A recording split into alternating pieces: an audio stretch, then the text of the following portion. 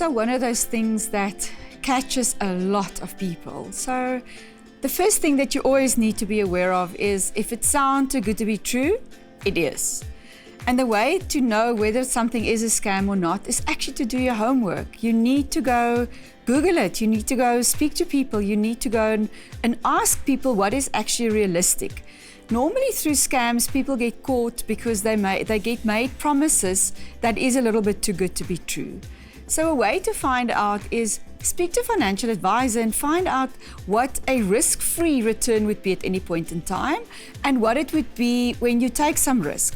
And in between there, you then have a spectrum of what is realistic to expect. And if someone is promising you something that is outside of that spectrum, then you must know that it's high risk and that it is probably a scam.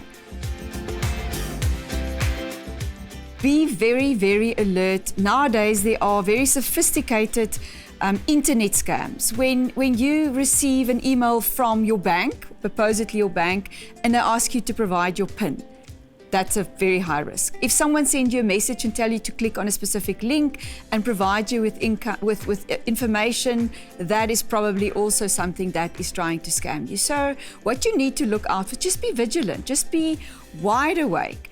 Don't fall for, buying a cell phone via the Facebook, Go and Google it. And often what you can simply do is say, is XYZ a scam? And I promise you will get a lot of information back that will tell you whether what you do is risky or not.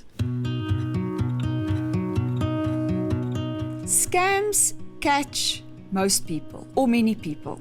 And there's actually two types. The one side is when actually you do have money, but you have, let's say, a dinner with your friends and a friend of you tell you about this wonderful scheme through which they are making a lot of money.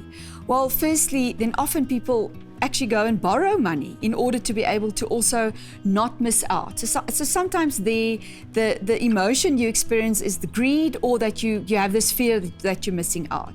The other side of scams and people who get caught is often the more sad one, which is where people have actually not saved enough, maybe for retirement, and now they're under pressure to try and make a lot of money or a lot of return very, very fast or very quickly.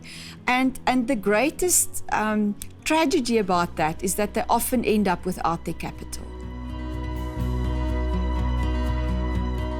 If you think that you've been caught, especially on if you've clicked on a link or if you've given someone information on the phone, act as fast as you can. Phone your bank, stop your bank account, your bank credit cards, or stop your bank account even, or try and get the bank, to stop the payment.